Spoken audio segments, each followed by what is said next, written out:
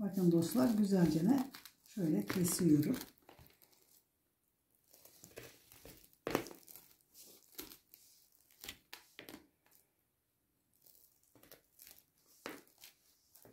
İsteyen daha kalın da kesebilir. Herkesin isteğine bağlı dostlar.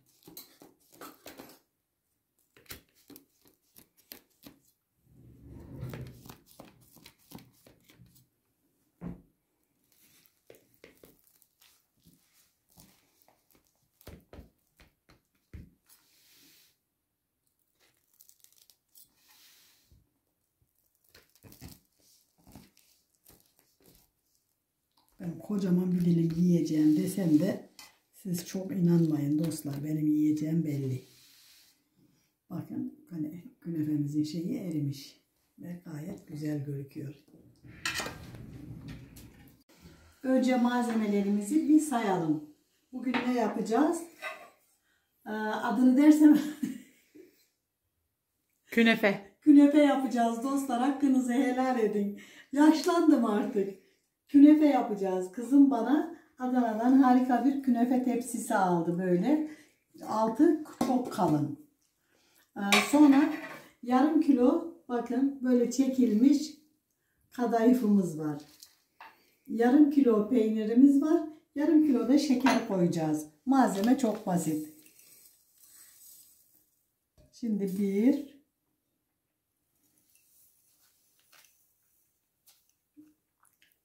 2 birazcık daha koyalım. İşte yarım kilo da şekerimiz var. Yarım kilo da su koyacağız. Yani 2 bardak da su koyacağız. 1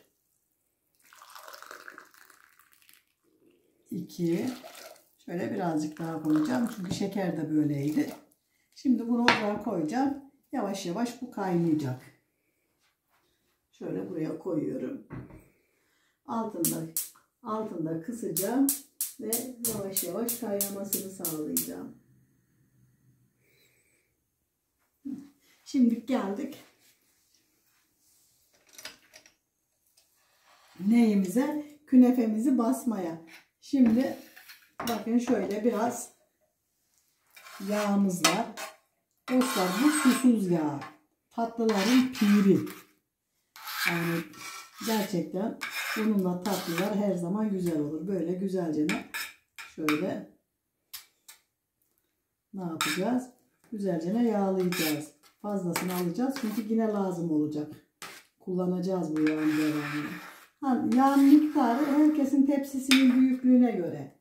Hani şu gram diyemiyorum ben. Hakkınızı helal edin bu konuda. Şöyle olabildiğince tamam. Bu şekilde iyi. Şimdi künefemizi ikiye böleceğiz. Yani yarım kilonun 250 gram üstüne 250 gram altına gibi düşünün şöyle. Çünkü tartısı belli bunların. Şöyle güzelce serpiştire serpiştire tepsimizin içine hepsini yerleştireceğiz.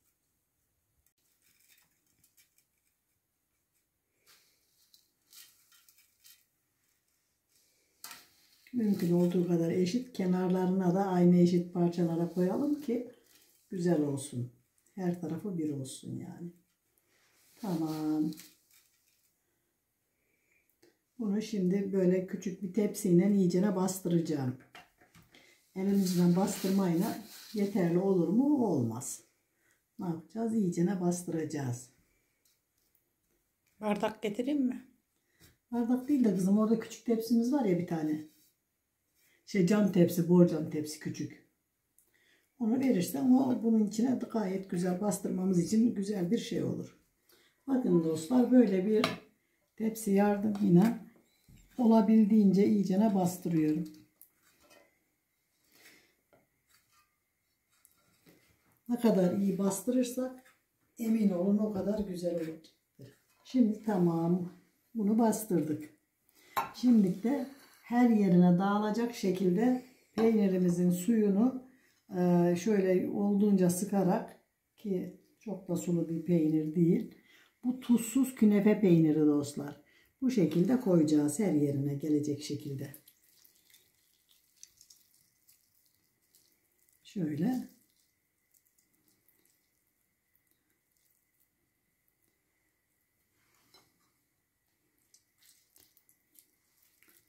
Ah dostlar ah sorma. Bugün kermese bir tencere sarma sardım. Hem de bir tencere değil bir kazan. Yaprak sarması sardım. Torunumun okulda kermesi varmış. Hayır için.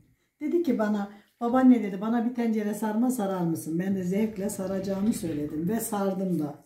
Sarmaya sardım da gözlerimin gördüğüne inanamadım. Aha bu kız üstünden yarısını yemiş. Yalan. Bir de diyor ki mide ameliyatı oldum diyor. Bir de olmasaydı hapı yutmuştum ben bir kere. Benim sarmanın ya, hepsi gidecekti. Ne diyeyim ben?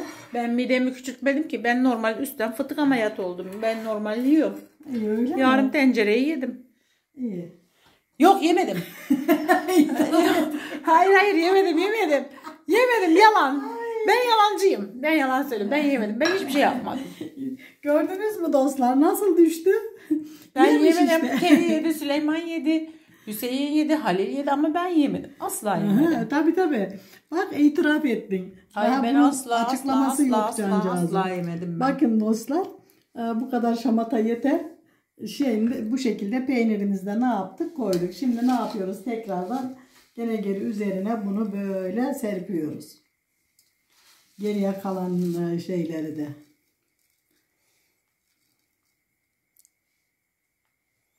Her tarafına gelecek şekilde. Tamamen şeylerimiz kapanmalı. Bak böyle dağıtmalıyız.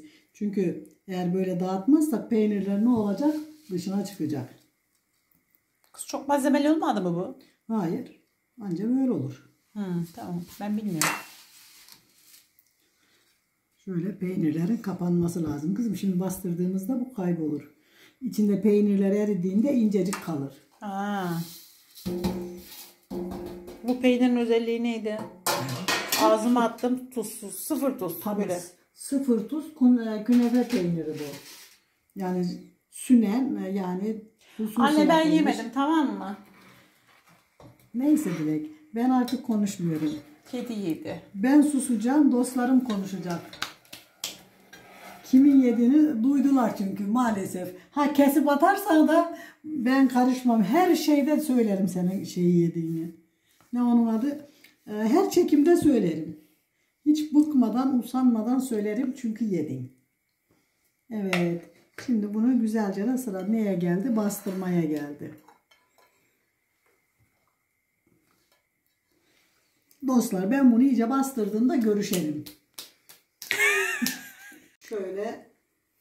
En kısık ateşte mi? Evet.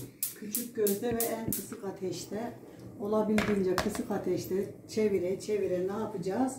Kızartacağız. Onun için de elimize güzel sağlam bir bez alacağız ki ne olsun? Elimiz yanmasın. Vay çok bilmiş. Senin bildiğin kadarını bilmiyor muydum acaba? Tövbe yarabbi ya. Ya anne dost musun düşman mısın ya? Öf. Ben her zaman dostum. Şöyle çevirdiğimizi gösterelim yani. Çeviriyor işte annem böyle. Değil mi anne? Evet, aynen öyle. Kamerayı kapatmıyorum çünkü dayak yiyeceğim. Şuradan bana şey versene. Sarmanın üstüne de dayak iyi gider. Ha yediğini gene itiraf et. Hayır.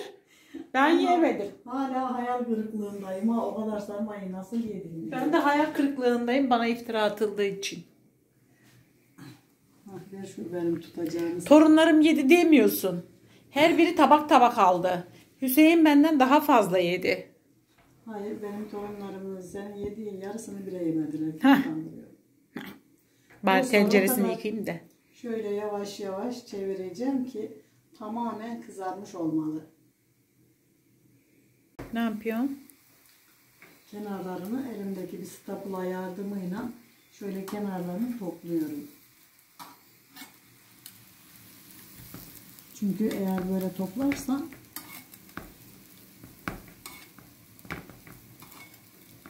ters çevirirken daha kolay olacak. Anladım. Amaç o. Tamam.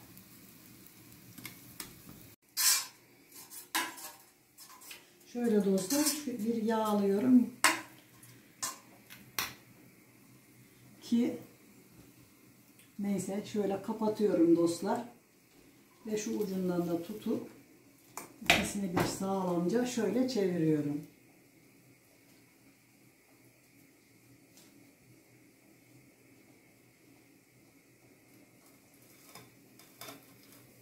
Ve of harika güzel kızarmış. Şimdi tekrardan bu altına birazcık yağ koyuyorum. Yine. Şimdi o zaman şu kaşıkla bir kaşık daha yağ verir misin?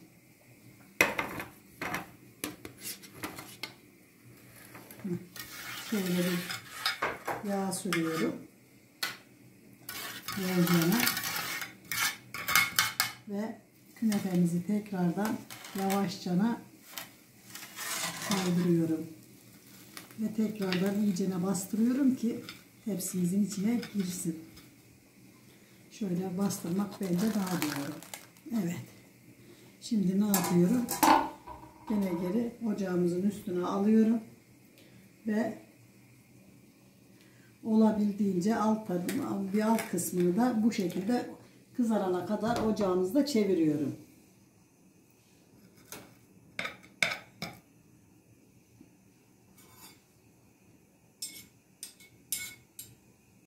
Dostlar ne kadar düşük ateşte kızartırsak içindeki peynirlerimiz de bir o kadar güzel eriyecektir.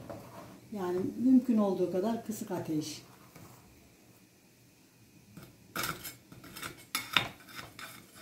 Bir yandan da yine aynı önceki gibi bu şekilde ne yapıyorum? Bastırıyorum kenarlarından ki düzgün güzel olsunlar diye. Dilek suçlu zaten.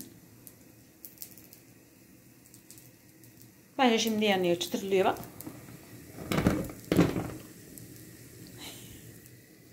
Sevgili seyircilerin de görsün yüzünü bana nasıl kızdığını.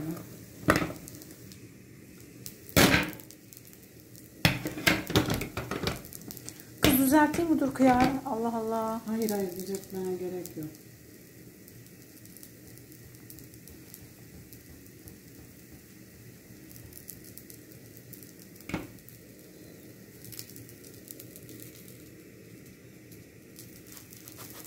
Bakın dostlar salladığımda şöyle sallanıyor.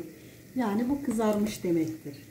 Konuşmasa dilinden dönen. İlla konuşacağım. Tabii yarabbim. Söyle dilimden dönerim he konuşmasam İlla konuşacağım. Allah bana konuş diye çene vermiş. Bakın dostlar. Bekle. Şimdi de şöyle şerbetimizi alıyoruz ve şöyle üstüne döküyoruz.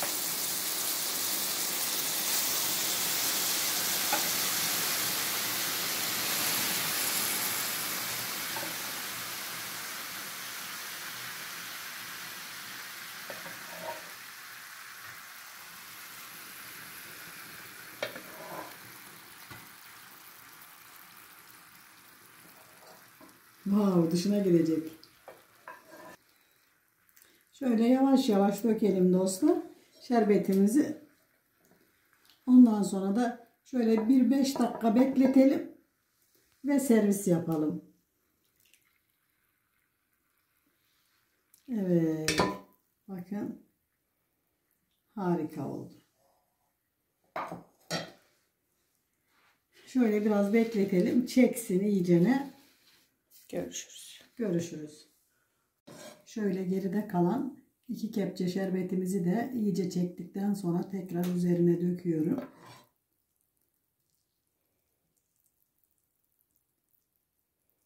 Zaten bunun aslı da biraz böyle bol şerbetli bir tatlı. Bence bu kadar yeterli. Oo, harika oldu.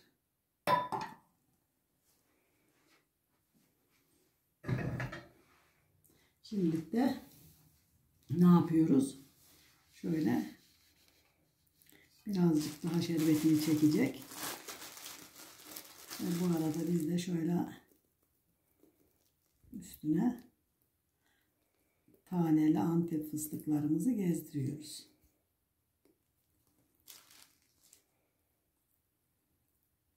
Ve şimdi servis zamanı. Bakın dostlar, güzelce şöyle kesiyorum.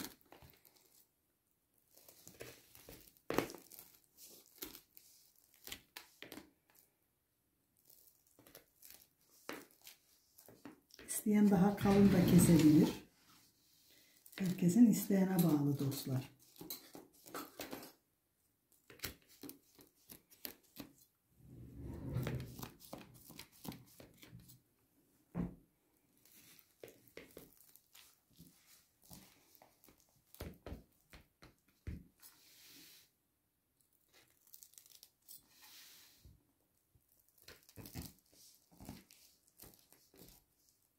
Ben kocaman bir dilim yiyeceğim desem de siz çok inanmayın dostlar. Benim yiyeceğim belli.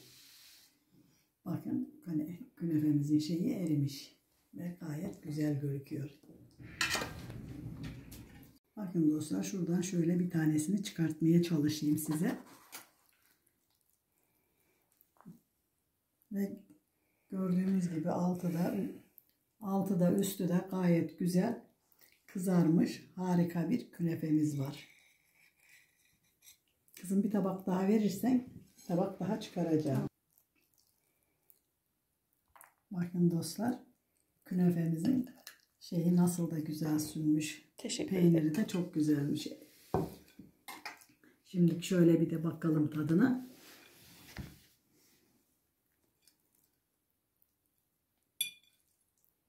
Bakın.